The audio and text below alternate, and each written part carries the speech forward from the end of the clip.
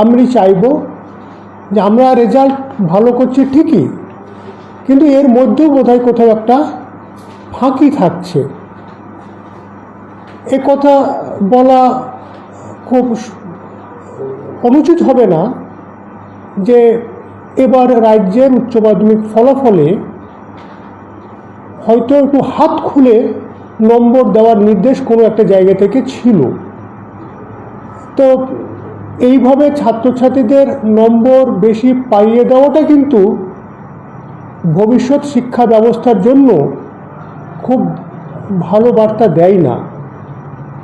কাজেই কোনো চালাকি না করে রাজ্যের শিক্ষা ব্যবস্থা যাতে সচল থাকে, নিয়মিতভাবে যাতে শিক্ষক নিয়োগ হয়, যখন তখন স্কুল ছুটি না হয়, এইভাবে শিক্ষা ব্যবস্থাটাকে ধরে রাখার চেষ্টা করতে হবে।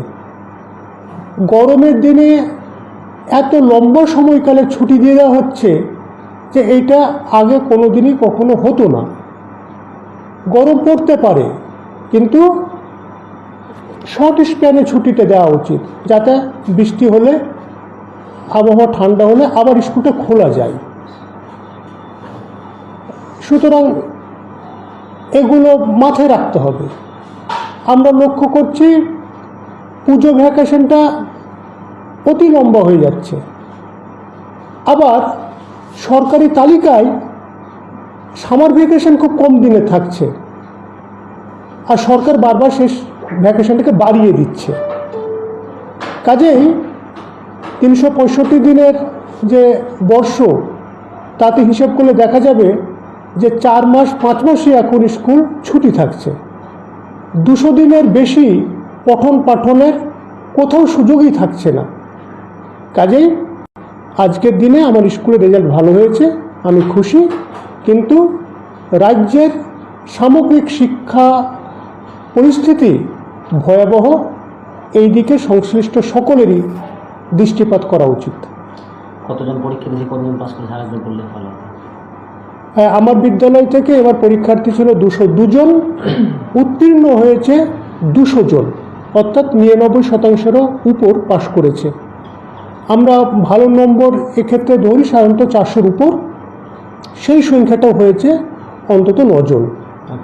আর 400-র উপর পেয়েছে 9 জন, 300-র উপর অনেকেই আছে। সব মিলিয়ে দুর্দান্ত রেজাল্ট। ছাত্রছাত্রীদের এই স্কুলে প্রথম স্থান অধিকার করেছে, তার নাম বা পরিচয়? হ্যাঁ, এখানে প্রথম হয়েছে নায়েম আকরাম, সে পেয়েছে 442। তারপরেই আছে 428 শাহিদুল ইসলাম, তারপরে 426, এইভাবে শেষ নম্বরটা এসেছে 400, মাঝে আরও কয়েকজন আছে। ছাত্রছাত্রীদের উদ্দেশ্যে কি বার্তা থাকবে আগামীতে? ছেলে মেয়েদেরকে বলবো যে তারা কলেজে ভর্তি হওয়ার চেষ্টা করবে, তবে উচ্চশিক্ষা গ্রহণ সকলের জন্যেই বোধহয় আজকের বাস্তবসম্মত হবে না। যারা সেভাবে নম্বর পায়নি, লেখাপড়ার প্রতি সেভাবে ঝোঁক নেই, 4 বছরের ডিগ্রি কোর্স কমপ্লিট করবে কি করবে না এই নিয়ে মনে দ্বন্দ্ব আছে, তাদের বলবো কলেজে ভর্তি না হয়ে এখনই কোনো কাজের সঙ্গে, উপার্জন হবে এমন কোনো কাজের সঙ্গে যুক্ত হওয়া। এমনও আমরা লক্ষ্য করি যে একটা পরিবারে যদি 4 জন সদস্য থাকে যারা পড়াশোনার মধ্যে থাকতে পারে, তো 1-2 জনের হয়তো খুব ভালো মেধা, আর একজনের হয়তো খুব ভালো মেধা নেই, তো তার আর মাস্টার ডিগ্রি পর্যন্ত করবো না ভেবে সে যদি একটু উপার্জন করে, তাহলে তার অন্য ভাইগুলো যাদের মেধা আছে তারা একটু দাঁড়াতে পারে, সুবিধা হয়। তো আমি তাই বলবো যে সিদ্ধান্তটা বাস্তবসম্মত হওয়া উচিত, ভবিষ্যতের কথা ভেবে হওয়া উচিত, হ্যাঁ, পরিবারের কথা ভেবে হওয়া উচিত। এবারে স্যার মাধ্যমিক যারা পাস করেছে, আপনার স্কুলে হয়তো সেমিস্টার কোনো পদ্ধতি আসবে, অনেক ছাত্রছাত্রী জানে না যে এই সেমিস্টার পদ্ধতি কী, সে ব্যাপারে যদি আপনার কাছে কোনো জানকারি থাকে যদি বলেন ভালো। সেমিস্টারের বইপত্র এখনও বাজারে সেভাবে আসেনি। একটা কাঠামোর কথা বলা হয়েছে। ক্লাস 11-এ 2টো পরীক্ষা হবে, আবার 12-এও 2টো পরীক্ষা হবে। পঠন পাঠন শুরু হলে, বইপত্র ছেলে মেয়েদের হাতে এলে, শিক্ষকদের কাছেও সেসব এলে তখন আরও বোঝা যাবে। কাজেই জুনের আগে একটা স্বচ্ছ ধারণা পেতে একটু অসুবিধেই হবে। এই নিয়োগ দুর্নীতি নিয়ে আমাদের স্কুল থেকে হয়তো কয়েকজন অ্যাবসেন্ট আছে বা অ্যাবসেন্ট থাকবে, কি ভাবছেন স্কুল এভাবে চালানো সম্ভব হবে? নিয়োগ দুর্নীতির যে রায়টি হয়েছিল ডিভিশন বেঞ্চ কলকাতা হাইকোর্ট, তাতে তো স্কুল খুললে তাদের কারোর আসার কথা ছিল না। সেক্ষেত্রে দেখা যেত স্কুল চালানোই সম্ভব হতো না। আমার বিদ্যালয়ে 26 জন অ্যাসিস্ট্যান্ট টিচার, 14 জনই এই কোর্টের রায়ে বাতিলের তালিকায় পড়ে গেছিল। সুপ্রিম কোর্ট তাদের স্টে দিয়েছে। স্কুল খুললে তারা হয়তো আসবেন, কিন্তু আবার যদি রায় তাদের বিপক্ষে যায়, এই শিক্ষকরা যদি আবার বাতিল হয়ে যান, তাহলে যে শর্টেজ দেখা দেবে শিক্ষকের, তা নিয়ে পঠন পাঠন চালানো অসম্ভব হয়ে উঠবে। এখন প্রতিটা সেকশনেই 100-150 ছেলে মেয়ে আছে।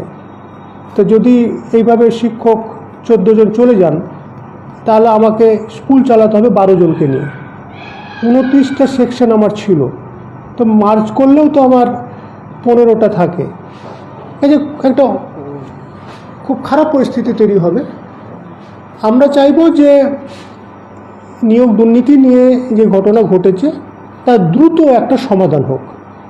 আর শুধু বাতিলের কথাই ভাবলে হবে না, নিয়োগের কথাটাও ভাবতে হবে। নিয়োগ না হলে স্কুলগুলো রক্ষা হবে না।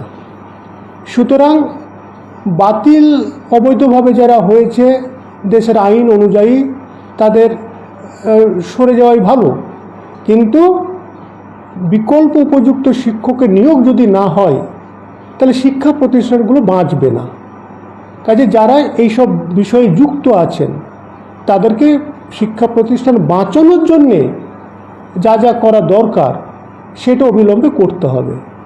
না হলে আমরা তো লক্ষ্য করছি যে ভালো ছেলেমেয়েরা হাই স্কুলগুলোতে আসছে না, সরকারি স্কুলে আসছে না, বেসরকারি প্রতিষ্ঠানে চলে যাচ্ছে।